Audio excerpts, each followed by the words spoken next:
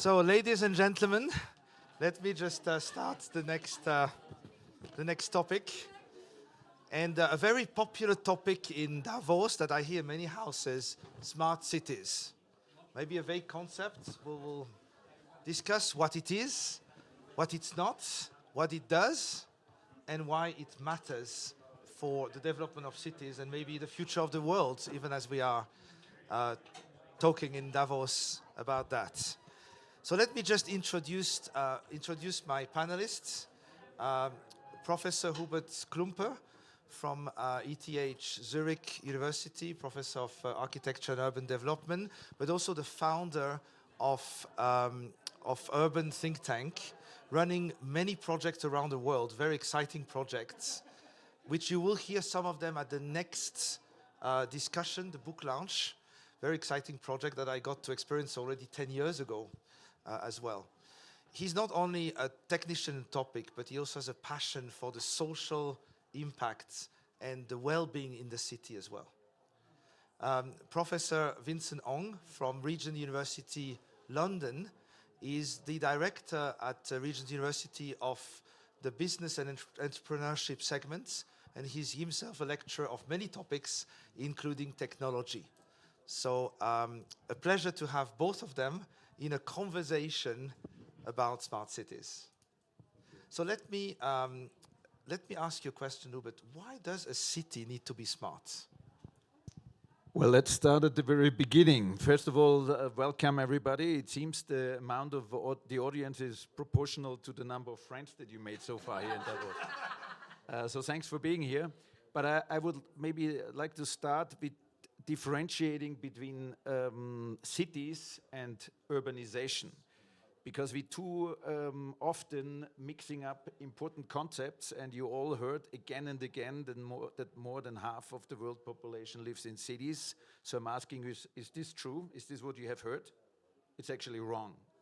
More than half of the world population lives in urbanized areas.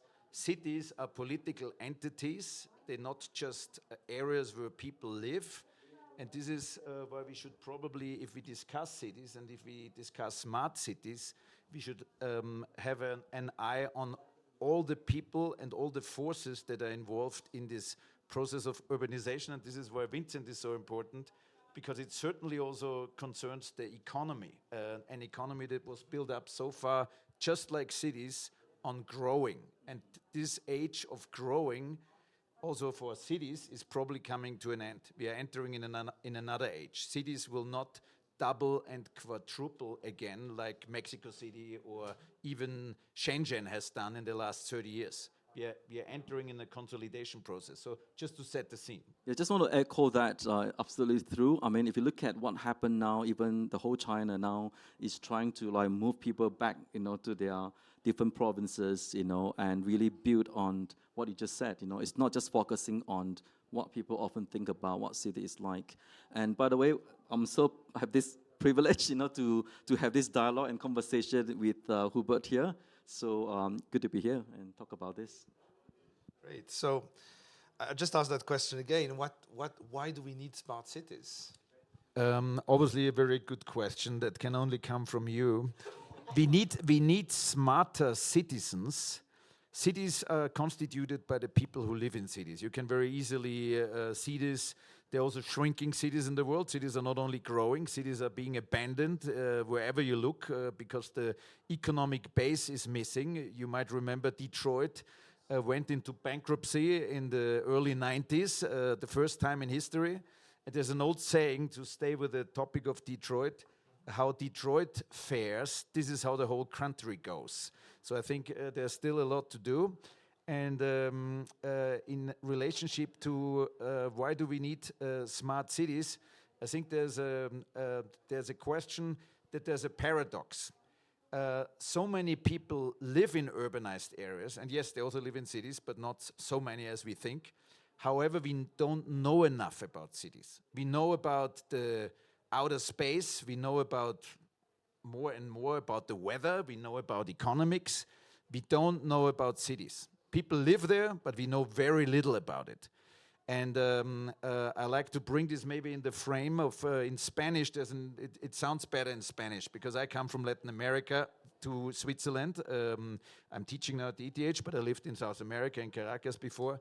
And there are two concepts, and you know them. One is diversidad, diversity, biodiversity. But what we are dealing with in cities, and that's probably the biggest challenge that exists, is desigualdad. So you have diversidad y desigualdad, diversity and inequality. And cities are not machines to make everybody the same. They are not. 100 years ago, economic paradigms, people went to cities because Stadtluft macht frei, city air sets you free, it sets you free politically. Today, people go to cities with no perspective to enter the economic paradigm of these places. They are unemployed, they end up in slums. More than 1 billion people in the world lives in slums. We had yesterday this discussion about undocumented people and people without identity. That's roughly, probably there's a big overlap. About 1 billion people, roughly the inhabitants of India or China, live in informal cities. So I would declare you don't have to live in a city to lead an urban life, but today we have people living in the city who have no access to urban infrastructure, culture, education, medical, you name it. And this is why we need smart cities. We need to know more and better how cities work in reality, not in theory. And then we need to figure out how we get on these challenges and how we work on them and find solutions that work not only for a couple of people, but for exactly this sort of large majority which are excluded from these services. So you mentioned about services, you mentioned about a data set, about statistics, but Vincent, how you can explain a bit more what is a smart city made of, what it is? I think the way I said it like at the end of the day, we want to improve the quality of life, right? Regardless of whatever income level, whoever living in that urban area or city area. And when it comes to smart city, the way I see it from the business, perspectives, very much about, smart in the context of being efficient, right? Getting things able to run, really efficiently for the city. In terms of smart, in terms of responsiveness, you're able to respond what is happening now, right? In the environment, in the setting, and of course smart in terms of sustainability. And a classic, simple example, if you look at traffic lights, right, you can actually cover that. If you build using IoT, technologies, applications, you can build something that address efficiency, responsiveness, and sustainability. I mean, if you look at the moment in many cities, the traffic lights is still very much pre-set, right? How much time you will turn red, turn green, and it's just not helpful because you are stuck in the congestion, often time, and you release a lot of CO2 at the same time. And imagine if there's an emergency services going through, an ambulance need to go through, how do we address that? So smart city, personally, I would think would need to address, all these areas. And of course, you want to be inclusive, right, for the people who live in that city or in the urban environment. And just thank you, and just very briefly, you talk about IoT, AI is a big topic here in Davos. Is it just that, or very briefly about the technical stack, what is it made of, or what technology come in motion? Yeah, I mean, at the moment, even before talking about AI, there's a lot of applications out there, right? I mean, a lot of infrastructure with the installation of sensors. So there are lots of data out there, right? Open source data, movement of people, if you talk about mobility, and if you think about utilities, right, people are there is data to be captured. Movement of people, everyone has a mobile phone. We carry our data around us. And so we could, in fact, utilize that, in order to build so-called smart solutions, in the context of urban environment or a city environment. AI, of course, we need that because when it comes to deep learning analytics, we need to make sense of the data sets, how to really, allow us to do, analysis, predictive analysis, and et cetera, et cetera. Yeah. So what I hear is that we have maybe the data collected, we have the data set, but we have to integrate them, make sense, predict, manage, react in a dynamic way. way. Okay, thanks for that. And Hubert, you worked on many projects in many cities around the world. What kind of use case do you see for a smart city? I understand it's made of many different elements and options, but can you give a couple of examples of how it comes all together? Yes. Again, a lot of people would argue that in the time of globalization, we don't talk so much about globalization anymore recently. Maybe you realized. In the time of globalization, there was an idea that everything will become the same. You go from one city to the next, you already know on every airport, you know where that shop is and the other, because it's becoming more and more similar. I think ideally, these technologies will help us to figure out the differences. Because what is technology actually about? You have to figure out whom will it serve. If you talk about smart cities, what is this? Is it a policing instrument? Is it about exploiting? So what we need to do is actually anticipate the unprecedented. There are a lot of unprecedented events. You all remember COVID or the wildfires in Los Angeles. Those are unprecedented events in recent times, and there have been other ones in the past.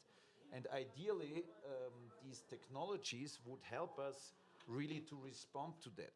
And I give you again a real-time experience, which maybe starts at the bottom, and that I think is interesting to look at.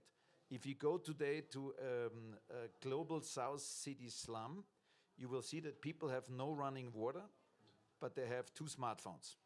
So the development is not anymore as we thought in the past. You will first have that, then you have that, then you have schooling, and then you will enter in the job market, and then I don't know what happens. It is very irregular. Things come haphazardly. They overlap each other, but I think Vincent has a point with that. Technology is in the hands in these cities. It trickles down, you know. There's a reason why a lot of people in petty street crimes get rid of their phones, because somebody else is using it then in the same city. So there's a distribution of sort of technology on a certain level. And I think through these gadgets, we can really enter into those markets. And what can you use it for? You already mentioned, for instance, mobility. I think we need smarter mobility, which is not only based on fossil-fueled cars, but from walking to cable cars to whatever mobility brings you forward. It's more something that we have in our hands and that we use. It's more based on services than on objects. And I think there's a couple of game-changing processes going on that take us away from the world of objects, and they bring us into the world of subjects and services.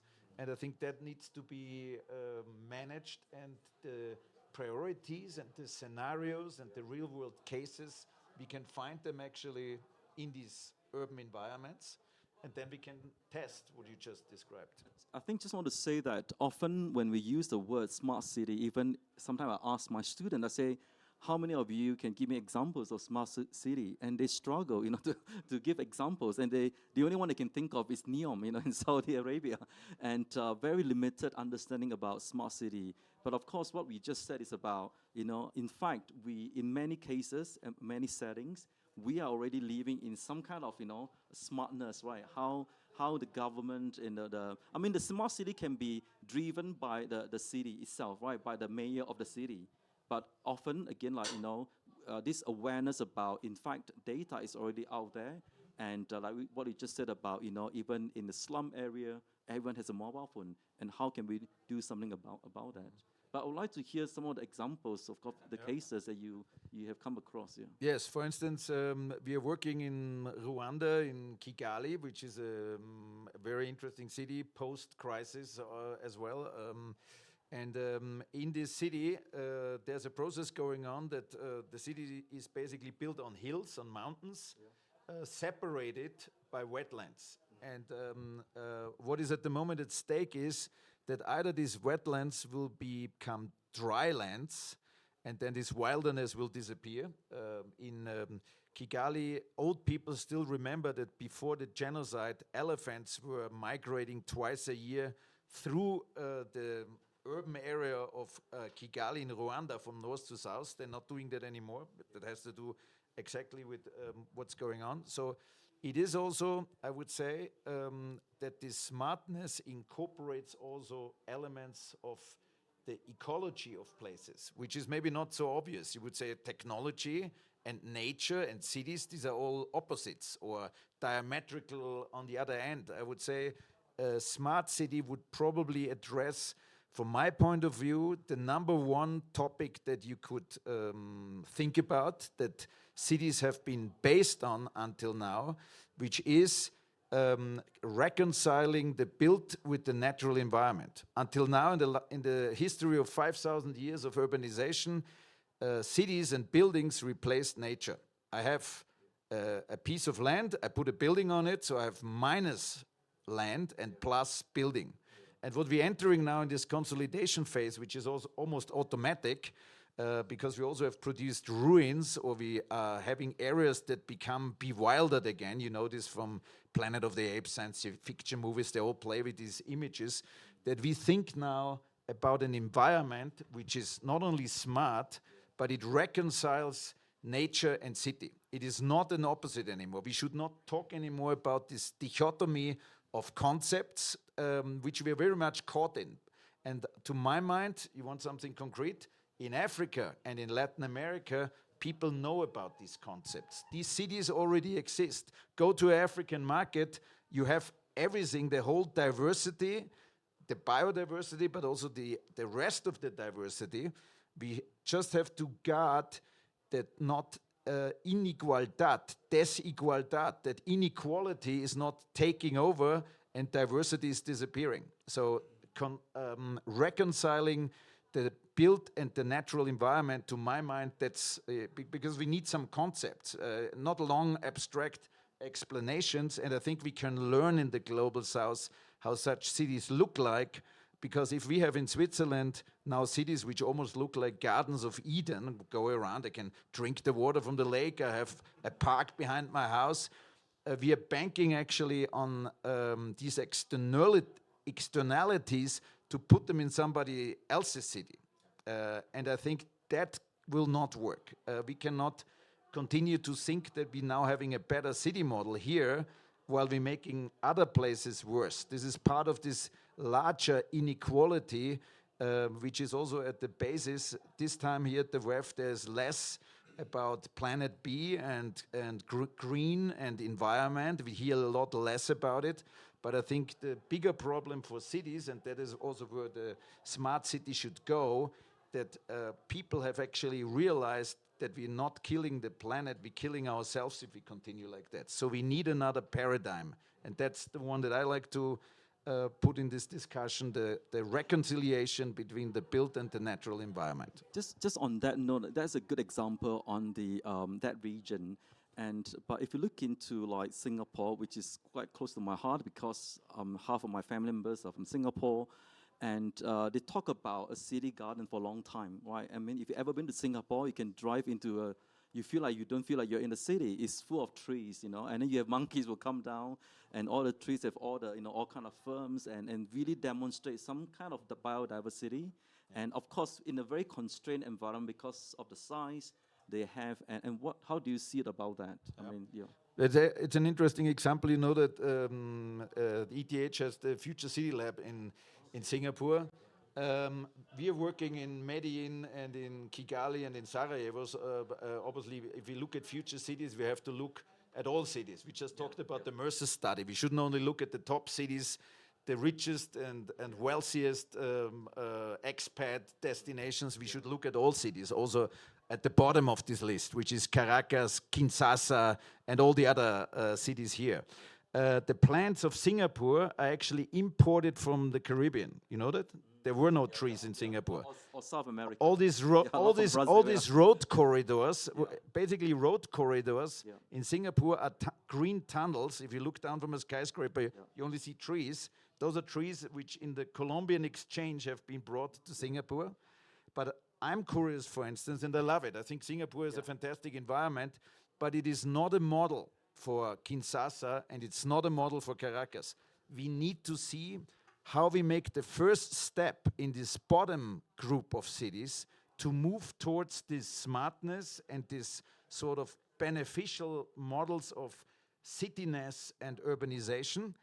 I would argue we should keep some of the wilderness, because Singapore is sort of having the luxury to bring wilderness back into the city again for everybody. Great. So if we have it, we should not iron it out. And then we figure out that we actually like to introduce it again, right? We have in Colombian cities horses collecting trash. Mayors find that is sort of outdated, and they put diesel trash cars on the street. So I think we should figure out how this vernacular knowledge makes our cities actually richer, and how they become also more interesting. And the other thing with Singapore is also that I would say that we should look at it as a lab, but we should also figure out how we can scale the experiences down, because Singapore was also in the 1950s and 60s one of the bottom cities, let's face it. And this is, I think, those times should be remembered. So we should become also historians of our own recent past. We should remember how these sort of steps of evolution happened. And I think these smart city models could also help us to make scenarios, synthesize and test them, understand the differences between places. And that's a very complex task where technologies, I would say, could help us to find the right answers. Just on that note also, what I'm hearing, and I also believe that there are different frameworks or models to build smart cities, right? So the good example you talk about, you can build a smart city like an innovation lab. I mean, Toyota Wuhan City that in Tokyo, it kind of set aside and just a designated area for that purpose. But it could also, like the other example you gave, is that how do we do with what we have now? And of course, in Europe, we have a lot of urban, cities, and it's already there. What can we do about it? Again, so hopefully technologies can give us the solutions. On the last minutes that we have together, just a couple of quick questions, quick answers. That questions that are burning on my mind, and maybe a question to you, Vincent. We mix mostly talk examples about low-income countries, and one example, Singapore, maybe some European on higher income. We talk about Neom, which is almost like a luxury city. We see some examples here in Davos. If we take Kigali or even Kinshasa, this looks like a very expensive technology. How can we make that work for again, we just said that not quite the case, because smartphones, everyone will be using that. You can, I'm sure with your research on digital twin, right, you can in fact do all kind of modeling to understand the mobility of the people, right, in that environment. So the construction of the roads can be based on that, rather than you build a road and then decide where to put the people and build the houses. But you can do it the other way around, in a sense. I would say that it's not, we're not talking about building a brand new, smart city, right? We are talking about smart solutions. And that would be, I think, is a good way forward. Yeah. You see a cost mitigation or cost saving as a result of those models implemented. Yeah. Okay. So let me just also just briefly again, very quick answers if you can. We talk about exciting and positive things, but what could be some of the risks that you both see with a smart city?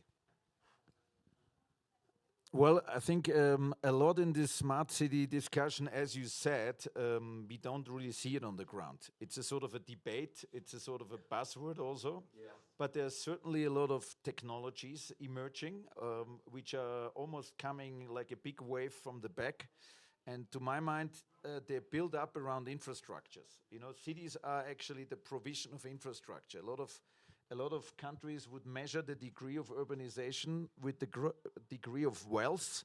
And you would probably agree. If you look at numbers, most people would say, the number of asphalted roads and the number of people who live in urban areas or cities, that's wealth. Do you know how much is the percentage of people living in Switzerland in cities? Lower, 26%. It's very, very low. And why? because I would say the whole of Switzerland is actually an urbanized area. You are, wherever you are, you press a button, you have internet wherever you are, and it is about seeing people and nature as part of that infrastructure. It is not only the technology, and I think the smartness of cities and digital urban twins, we're going to talk in the next round also about it, is also to incorporate this sort of ancient knowledge and the resource of nature in this smartness. I think this is often underestimated. We see this sort of images of future cities, and there is no nature anymore. You know, look at a science fiction movie. Nature doesn't exist. Everything is white. People have some funny dresses on, and technology comes on demand. But nature is part of it, and people can replace also infrastructure. Let's not underestimate that too. In many ways, the bottom city of the Mercer study has a lot of advantages, because cities are not only populated by a homogeneous group of people. You have children, old people, rich people, people who have different demands.